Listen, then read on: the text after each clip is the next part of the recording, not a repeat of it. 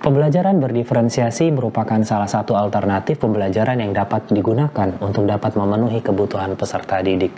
Diferensiasi dalam belajar diharapkan dapat membawa perubahan pada pembiasaan dan hasil belajar, karena peserta didik melakukan belajar dengan kehendak dan kemauan hati.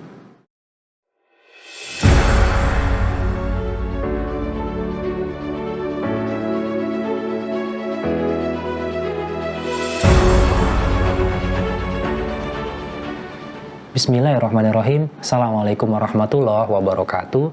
Salam sejahtera, Om Swastiastu, Namo Buddhaya, salam kebajikan. Izin memperkenalkan diri Bapak Ibu hebat di seantero Indonesia dan dunia. Saya Angga Prayoga, tenaga pendidik dari Arehan Islamic Science School Bandar Lampung.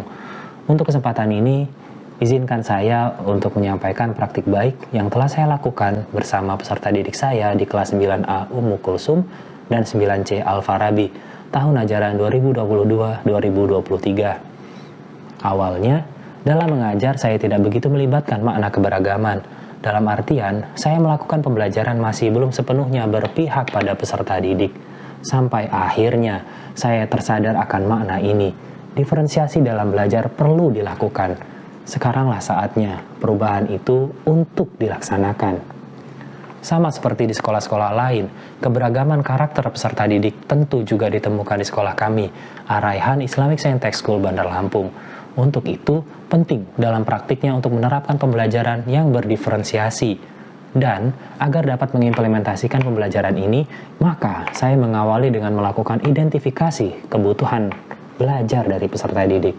Dalam hal ini, saya menggunakan asesmen diagnostik.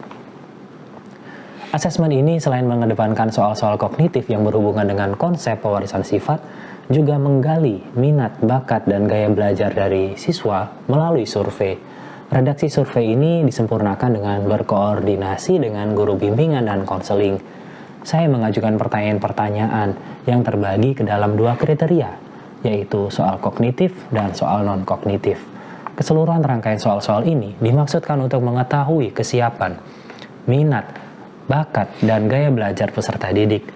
Asesmen diagnostik ini dilakukan secara digital dengan scan barcode yang saya tampilkan, lalu hasilnya menunjukkan bahwa sebanyak 51,4% peserta didik mengetahui konsep materi yang akan diajarkan.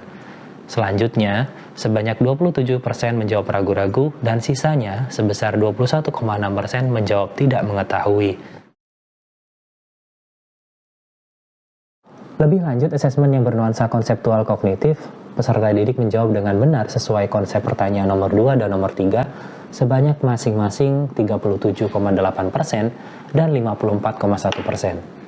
Sementara itu, alhamdulillah, ketertarikan peserta didik pada materi ini mencapai 75,7%, berbanding dengan hanya 24,3% saja yang menjawab ragu-ragu dan 0% yang menjawab tidak berminat.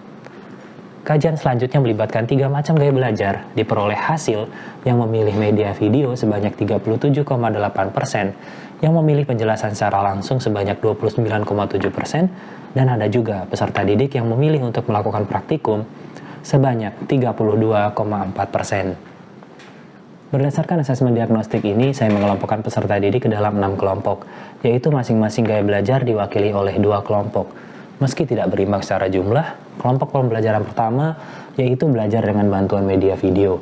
Kelompok kedua dengan penjelasan langsung dari guru, dan kelompok terakhir kelompok yang melakukan praktikum dengan kancing genetika.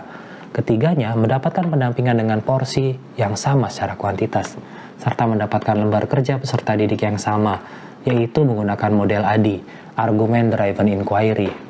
LKPD yang identik dengan kolaborasinya ini saya pilih dengan tujuan peserta didik mampu menyelesaikan permasalahan berupa pertanyaan penelitian, klaim, bukti, dan weran secara bersama-sama. Kelompok visual menyaksikan video melalui scan barcode di LKPD. Seiring menonton video, mereka melakukan diskusi dalam penyelesaian ragam pertanyaan. Apakah akan menghasilkan sifat baru dalam persilangan monotidik dan Sedangkan kelompok audio akan mendapat penjelasan langsung dari guru dengan teknik pemaparan langsung diselingi sesi tanya jawab. Satu hal yang itu saling kuat, misalnya merah dengan putih akan menghasilkan warna yang kepaduan, yaitu merah muda, betul nggak ya? Tapi kenapa penyimpangan pada di hibrid nggak disampaikan sekarang? Nah, pinter banget hibrid disampaikan yaitu intermediate ya, sebagai bentuk penyimpangan karena dia sama-sama kuat. Harusnya kan. Dan terakhir, kelompok kinestetik yang mendapat perangkat kancing genetika melakukan praktik persilangan secara simulatif dengan panduan LKPD. Merah. Satunya adalah putih. Betul sekali, luar biasa ya. Lalu setengah-setengah juga ini putih, hitam, biar hitam. Karena setengah-setengah. Nanti siap-siap presentasi. Praktik baik ini mengangkat tema pewarisan sifat pada kompetensi dasar 3.3, menerapkan konsep pewarisan sifat dalam pemuliaan dan kelangsungan makhluk hidup.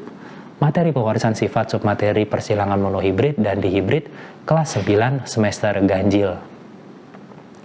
Sedangkan tujuan pembelajaran pada pertemuan ini adalah memahami aturan persilangan dominan dan intermediate pada persilangan monohibrid dan persilangan dihibrid.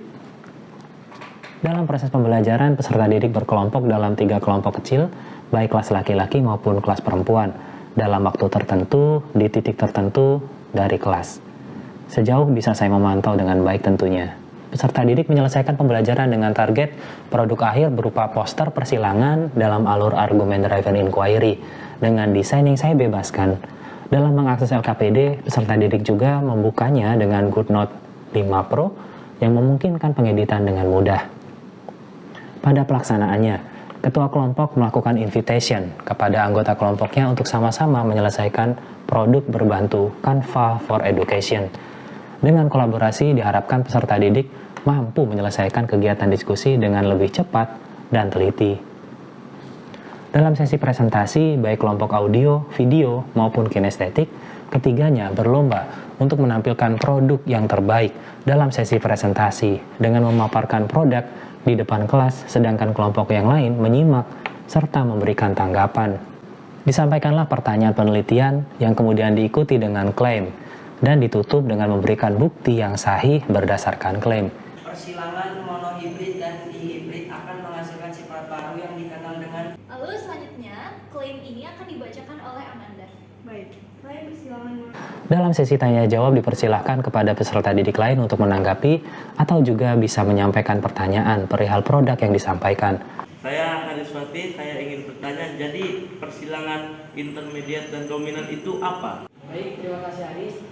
Ada kelompok lain yang ingin menanggapinya? Persilangan dominan adalah sifat yang menutupi sifat resesif dan sifat intermediasi adalah sifat yang saling kuat. Sementara itu, guru melakukan asesmen formatif untuk menilai proses presentasi berlangsung.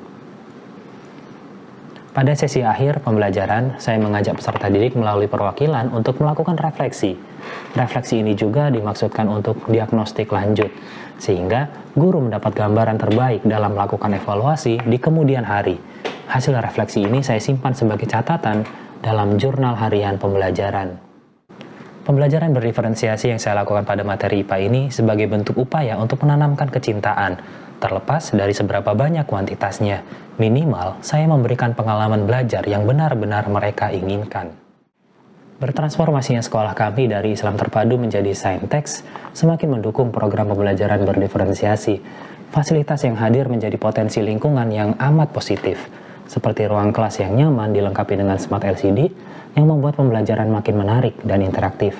iPad sebagai bahan pengganti buku, sistem Sahla yang menjadi tempat untuk segala keadministrasian pembelajaran, perpustakaan offline dan online yang sudah berjalan lebih dari 3 tahun, serta tenaga pendidik yang banyak mengikuti pelatihan serta event perlombaan.